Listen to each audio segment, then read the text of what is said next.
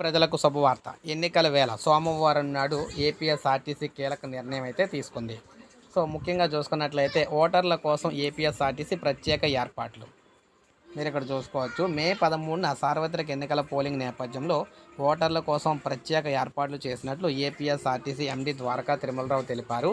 హైదరాబాద్ నుంచి రాష్ట్రంలోని వివిధ ప్రాంతాలకు రోజు నడిచే 339 సర్వీసులతో పాటు 11న 302, 12న తేదీన 206 ప్రత్యేక బస్సులు ఏర్పాటు చేసినట్లు చెప్పేవారు. శనివారం హైదరాబాద్ నుంచి ఒంగోలుకు 38, ఏలూరుకు 20, మచిలీపట్నానికి 23, విజయవాడకు 45, గుంటూరుకు 18, నరసరావుపేటకు 26, నెల్లూరుకు 17, నంద్యాలకు 19, విశాఖపట్నం 4 ప్రత్యేక బస్సులు ఏర్పాటు చేసినట్టు చెప్పారు. Hyderabad BHEL, MGS, ECIL, Jeedimetla, Rajiv Gandhi విమానాశ్రయం నుంచి ప్రత్యేక బస్సులు నడిపిస్తున్నట్లు చెప్పారు.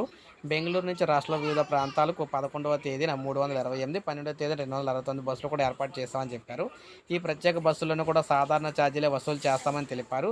పోలింగ్ తర్వాత తిరుగు ప్రయాణం అయ్యే వారి కోసం కూడా ప్రత్యేకంగా బస్సులు సర్వీసులు అయితే ఏర్పాటు చేస్తున్నామని, ఈ విధంగా ఆంధ్రప్రదేశ్ వాసులందరికీ కూడా ఎన్నికల సందర్భంగా బస్సులో ఛార్జీలు అయితే పెంచకుండా అదనపు బస్సులు అయితే ఏర్పాటు చేస్తున్నట్లు శుభవార్త అయితే చెప్పారన్నమాట.